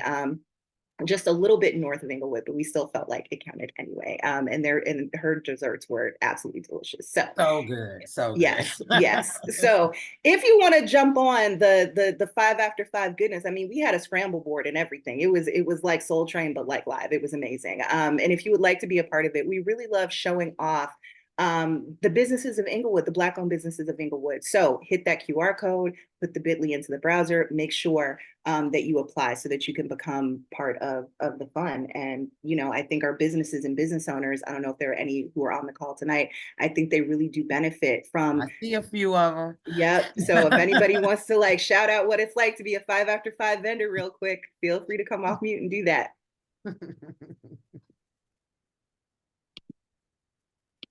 Okay, so maybe they won't. Yeah, and for people who didn't know, like we was doing 5 after 5 years ago at Whole Foods, and it was like $5 to like wine taste. And so we just remixed it to highlight 5 Black-owned businesses here in Englewood. And so we get we look at our directory, we think about our members, we have people who are not members who just, we just try out just to help support, sustain, and grow our Black-owned businesses. They are very, very small population of them, although the community is still majority African American. And so whatever we could do to uplift them, promote them, support them, connect with them, that is what we do. And we could do it in a fun way with 5 after 5. Why not? Exactly. Exactly. And we always have DJ Dap in the house, and any caterers we use for 5 after 5 are Black-owned and based in Englewood. So all the way around. All right. So I wanted to just really quickly touch base about Buy the Block. We've mentioned it before. This is our virtual home buyers education course, and it's specifically designed for Englewood. So there's a lot of folks that talk about, and offer home buying education. We love that. You can't offer too much of it, right? But ours is the only one that is specifically addressing housing in Englewood and sort of, facilitates the series through that lens. The course was designed to assist in stabilizing the housing market in Englewood, to create a pipeline for individuals to secure home ownership, and to encourage folks to consider buying 2 to 4 flats as a home buying option versus just focusing on single family homes. And so it's important that we say that, because there's a great stock of 2 to 4 flats in Englewood, and we want to see those. We want to see people not just become owners, we would love to see them become landlords. We would love to see them literally buy the block so that their friends and their families and all of their circle have a safe, like, what did they say? A warm, dry, safe space to land.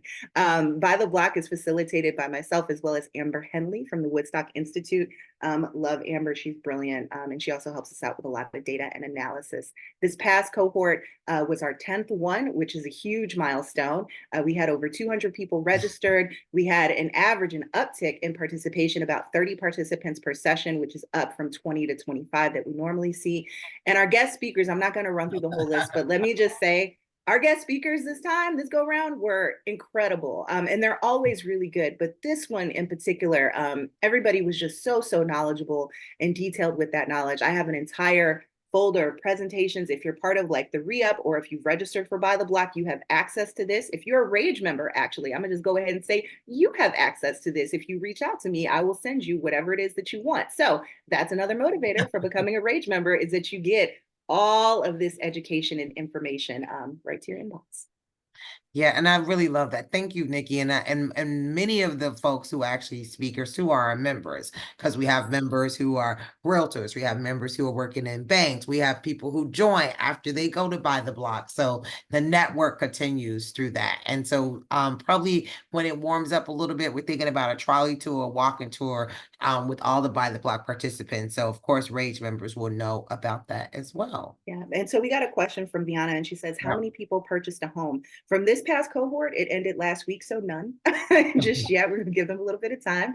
Yeah. Over the life of Buy the Block, I think we've had two, Yeah, maybe probably more. from by the block, I think we are at 4. Four, okay. We did 2 of the grants, and I know other people bought, but it wasn't in Englewood. Yeah. So we had 2 people who was in there. And then I think in general, I wouldn't for this year, yeah, we don't have any data on this year. Yeah, but it's important to note that a lot of folks that started in the beginning of Buy the Block kind of Yeah. kept taking the course over and over again and eventually got themselves to home ownership. Like we tell people, it is a Yeah. marathon, not a sprint. And for us, we're not so much focused on how many are buying, we're focused on who is buying and then also how do we keep them in their homes. So we can get anybody over the buying finish line, but getting you across that line and helping you stay across that line, that's what we're interested in, is that longevity and stability for Englewood. So the next cohort is coming And I up. just want to Yeah, just add, please. sorry, Nikki, I want to add one thing too. We're going back to our previous cohorts because we know it takes about 12 to 18 months to purchase, and we are reaching out to figure out so that hopefully we can report some higher numbers on sales of people who actually purchase. But yeah, great question.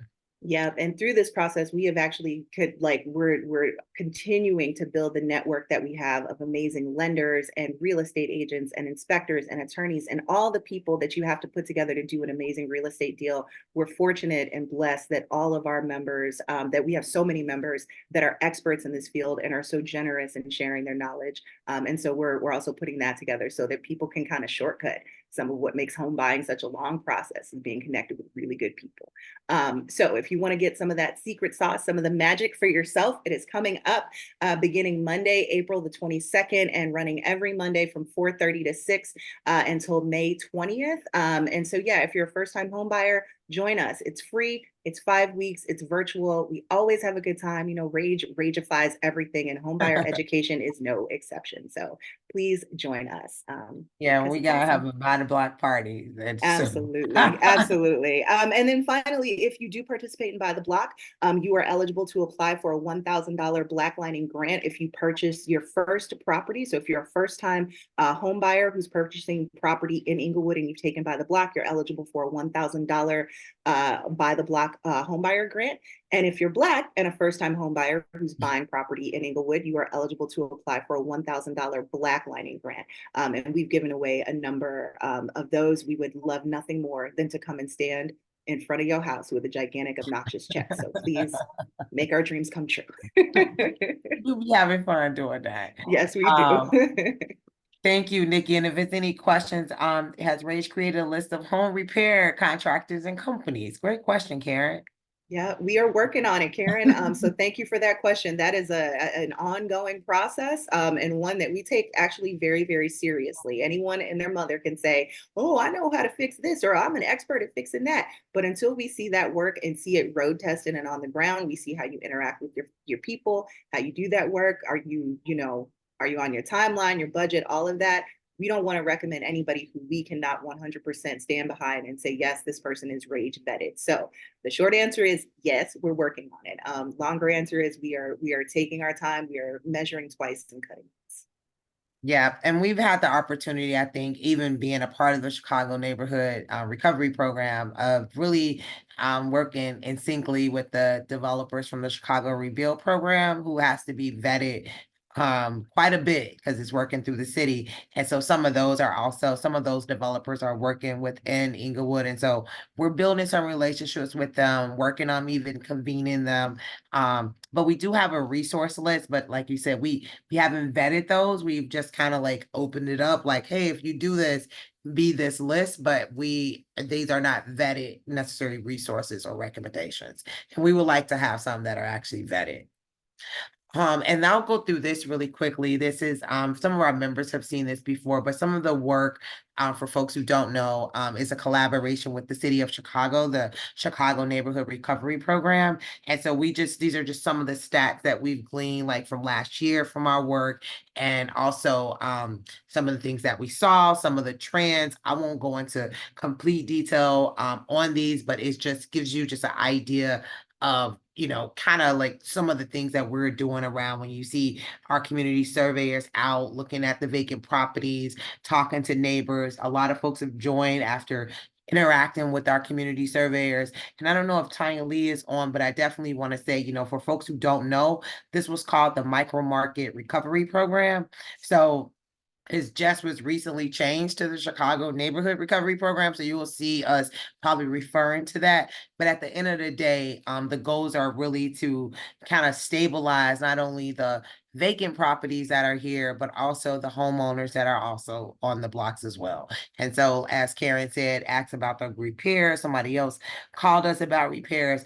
Those are the things that we're probing, finding out, and so that we could go right back to the Department of Housing and say, okay, where's the bread to help the people with their roofs or with their porches or with the tree that needs to be cut down. And then if the city can't do it, we're also thinking, because of our mission, of solutions that R.A.G.E can also deploy.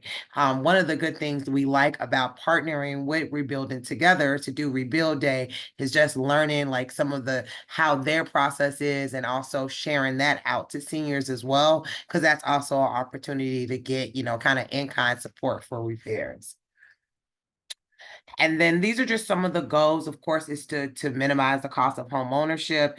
R.A.G.E is doing that, through our grants, through always sharing resources that way. Our goal this year is to do 10 more of the Black Lining Grant. We want to give out more of the $1,000 to folks who purchase, as well as our By the Block participants. And also we're like, resource navigators. So we're always looking for new down payment programs or any other programs that may be available for first-time home buyers. And then, of course, we do this on a daily basis, creating a positive housing market. We want to do more with that, actually do the development of these things. That's why we're launching the re-up. That's why we're working in tangent with another local developer to have a few blocks that we're looking at. We kind of eyeballed 2 blocks already that we want to kind of pilot this idea of infusing as many resources as possible on certain blocks and doing beautification. And then I think we talked about that with the Chicago Rebuild. And then also just the maximizing responsible building ownership. What we found is that out of those 400 or so properties, of course, many of those are not responsible ownership. Folks are ghost owners. We know that they're letting the property just rot. And so our community surveyors are out there to really kind of give us that data so that we can also go back and take action on some of those spaces. Is Tanya Leon? No, she's actually out with our surveyors right now. Oh, watching yeah, their surveys roll in. I saw her, I log on, but Tanya Lee, Yeah. Tanya Lee is another member who we were talking about before, who also has a nonprofit called Bridging the Gap. So we've partnered with her directly to really to manage the community survey and kind of process. She helped us last year with this, so they'll continue collecting data. You will probably see them out and about on your blogs. They're passing out information about R.A.G.E. They're also probing and learning more about some of the issues that other homeowners are having, so that we can gather as much as we can to also deploy those resources back to those properties. Yes. Okay, Liana. All right. That was, I want to open it up for any questions. That was a lot that we just ran through. And I just want to make sure we didn't miss anything in the chat about the home ownership or any of those things. Nope. Cool. Hey, Asia. Yep. Hey, is Hi, that right? everybody. This is Berlin. Hey, Berlin. Hey, I have to change phones right quick. A little short of breath, got a little fluid on my right lung. I just want to say thank you about 3 things. I hear you. I don't know. I have to change phones. That's okay. What Fabi said, I can hear the emotion in her voice, and it was just beautiful. Also, thank you for my award that I received, recently, for my contribution to the community. And Thank you for what you're doing with the youth. Sorry about the breathing. At Maze. Yes. Thank you so much. Thank you. And I will be there to talk to the parents on Friday, but I will stop by on Thursday. Also, can you come to a re-up meeting just for support? Yeah. Yeah, Okay, re-up great. meeting is open to anybody who wants to re-up Englewood. Okay. You know, and want to think about, and I think I'm gonna echo, well, I might have to mute you. Let's see. I'm sorry. I'm sorry about that. I had to just mute you. I'm sorry, Verlin. But yeah, anyone who is interested in what we were just talking about, the pillars of the re-up. So if that's around entrepreneurship, home ownership, community-based real estate, or the workforce, yeah, and just building our own economy and figuring out how do we actually put our money where our mouth is. If we talking about investing in Englewood, how do we invest in businesses? How do we invest in the people here? So yeah, it's open, and that a lot of times that's a pathway for people who are not ready to join. They join the re-up working group first. They learn about RAGE, and then later on they might join as a member. So yes, totally open to anyone.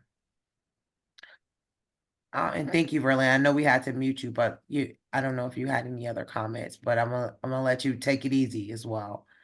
I just was gonna just share and just get just some thoughts we got.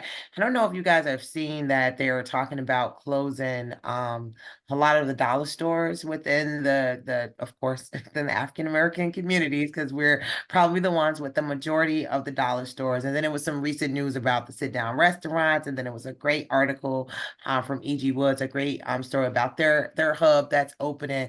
But I just wanted to hear from you guys, because we do actually have a reporter. They're not on the call. And they was curious to know, and I just said, I'll ask the RAGE members what folks thought or have heard about kind of the, not just Dollar Tree, but possibly Family Dollars and other dollar stores closing, specifically the ones in Englewood. Any thoughts anybody want to put in the chat or just open up the discussion? Anybody shop at the dollar store? Dollar Tree, anybody? Oh, I saw Denise said no. Well, anybody go to the one on 66 in Halsted? Yes. Angela, you shop there. Any thoughts about them closing, doing a massive closing of those? Oh, I think it's a loss because, you can get food there. It's still a resource, for household goods, and it's reasonable. The price is reasonable. So I think it's a loss. Thank you. Thank you for sharing that.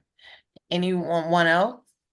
Happy, shocked to hear that? Not surprising? I think it's a shock. Uh-oh. Oh, go ahead, Chris. Go ahead. No, please go ahead. I'm not exactly surprised because dollar stores have been in the news a lot for not being well kept and being an eyesore within the community. That the management of the dollar stores have not been maintained. I have shopped there in an emergency case. Okay. Like if I forgot something, if I need that one thing and I don't want to go to a big store, I'll go there. But it's been forever. Yeah. So that's the extent of what I've heard. I know I haven't been to the one on 66 in Halsted since it was looted. And also it's a liquor store right next to it. So it's just a lot of activity at that one. I've heard before through some conversations, and some, like I think with the public safety task force or some other work around some issues at the one on 68th and Ashland, that Family Dollar. But if anyone is willing to talk to a reporter, we do have a reporter from Reuters who just wanted to hear from Englewood residents. They specifically said, because we're a food desert, which I corrected them, we're not a food desert, it's food apartheid. That was a whole nother conversation. But, they were like, are people upset? Do they want them to stay? Or they're gonna fight? And I was like, well, I don't know if people are gonna fight for them to stay and or vice versa. But I just wanted to open it up because I know it's happening and I've seen it, and I know that the 20th ward in particular has been extremely vocal about the issues with and I don't know, I'm not gonna say, I'm just saying dollar stores. I don't know if it's Dollar General, Dollar Tree, dollar stores. But good. Thank you, Faith. I'll do that. And also I see Sharcetta hand is up. I would definitely, Faith, I have your email. I would definitely connect you with the reporter. Sharcetta? Food apartheid, Karen. Yes, thank you. Something that's systemic and not a desert is a natural state. Food apartheid is when something is systemic. That's what we're dealing with. Sharcetta, are you able to unmute yourself? I see your hand raised.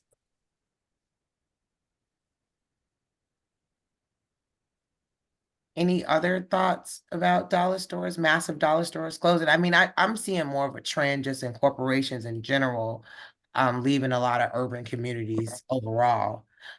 So, like the other day, somebody called us and told us, one of our members said that Walgreens on 63rd is closing, right? And then there's an article out about no sit down restaurants. So it's, then Whole Foods and all these other things. So it didn't shock me when I heard it. And I know I use the one that's on like 74th and Racine. I get the things that I need from there, but some of them haven't been well managed. So I appreciate the comments. I don't see anybody else hand up, and I saw something else in the. Yeah, I haven't got it confirmed, but I know that the retail space over there, Roger, was on sale for a while, so it must have gotten bought, and now I guess Walgreens is closing. But I do need to confirm. But Pernita, she got an award too for knowing what's going on in the community, so I am not shocked that she's giving me the tea like Johnny on the spot the minute that it happened. Just some closing announcements, and I saw Christopher. Christopher, did you want to jump in? I just wanted to say like that basically there is a lot, it's a tragedy that a lot of that stuff is going away, but it's a plus for people like us because Yeah. a lot of people like you said, they mismanage these companies and they just hire anybody. They don't hire the right people. A lot of people just be in these jobs just to get a dollar and that's it. You need to have real people that really value what needs to be done in the community to actually work in most of these places. That's true. Thank you. Hillary, I see your hand up. Hillary? Yes, hi. Hi. I'm not sure, is this the time for like voices from the village or just It's a about random item? it is about to be. We're doing Okay, our I can voices wait then. I first. can wait. Yeah, no problem. We're doing our voices first. Okay, first thing, join Rage if you haven't already. Our next member only. We're trying to work on something more sociable, like a spring social in April. Have a little bit of some surprises that we want to do. So save the date for third Tuesday. Again, National Rebuilding Day, April 27th. We're looking for volunteers. We're also, I thought about some of the organizations too. We probably do a partnership form as well, but right now this is for individual volunteers. And then working group hiring, links in the chat. They should be there. Please spread the word. And what I would do, these are just some, we have so many events. I'll tell you, like Englewood is like its own city. Happening today, actually, if you care, in the 6th Ward at 6 o'clock, we probably is going on right now. March Madness with Teamwork Englewood is tomorrow. There's a town hall at Hamilton Park, a wellness fair. It's a plethora of things, and I'm probably don't even have it all, but these are just a few things that if you are on our social media or following us, you will see some of these things advertised. Hiring fairs, Unity Day is coming back up. Really excited about the Greater Englewood Unity Day Cleanup Day on May 4th. Save the date.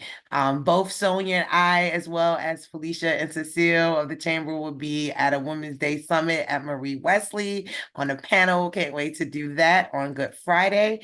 And I think those are my voices from the village. So Hillary, I will give you the opportunity, if you can, in about 30 seconds, what your voices from the village is. Thank you so much. My name's Hillary. I'm the assistant director at the University of Chicago Survey Lab. So we do data collection for different researchers, and we are currently trying to boost response for a project. Some of you may know that they originally mapped the original Chicago 77 community areas, like back in the 1920s. Obviously, a lot has changed since then, and they're interested in hearing from people across different communities about what they consider the boundaries of your own neighborhood to be. So I will put a link in the chat here. Oh, sorry, I think I messed this up. Or else I'll put it here in just a bit. But they've so far gotten responses from about 3,000 people, but we have fewer than 25 responses from the zip codes that are in the Englewood and West Englewood communities. So if anyone on the call would like to participate and have your voice heard, they're trying to reimagine what people think of as their neighborhoods in Chicago. They did a similar project in New York. You might have seen on the New York Times, and so they're trying to do the same thing in Chicago and get some response. So I will put the link to that here. They're giving away $20, $50 gift cards to randomly selected people. If anyone is interested in doing this, it takes about 3 minutes and it's kind of fun. You get to draw the neighborhood boundaries of what you can consider your neighborhood to be. So I'll put that in the chat. And thank you so much for the opportunity to talk at the meeting here today. I know that you started with some surveys and some maps. Yes. And so I hope that I have found my people to get some response on this. Thank you. Yeah, usually R.A.G.E is pretty vocal, so hopefully you get a couple of responses. Anyone else who would like to share something? Voices from the Village. I had a question with the nursing program being reinstated with the city colleges at Kennedy King.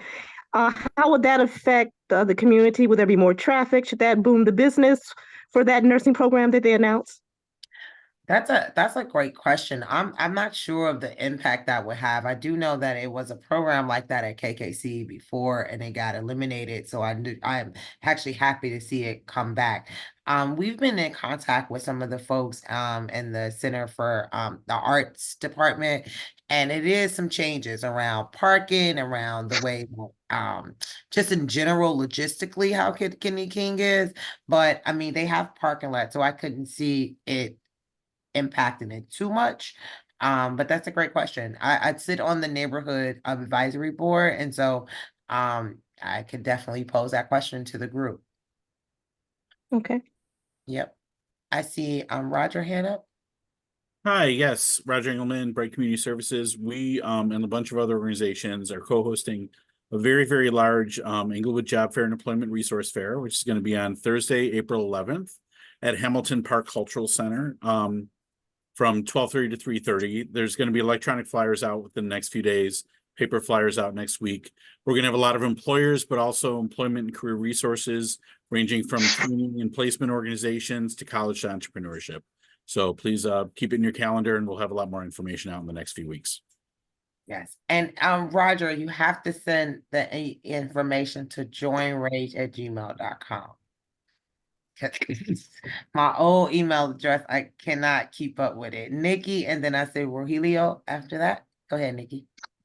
All right, so not to steal Roger's thunder, but the same day that he is doing that amazing job fair on Thursday, April 11th, I am having a release party for my debut memoir.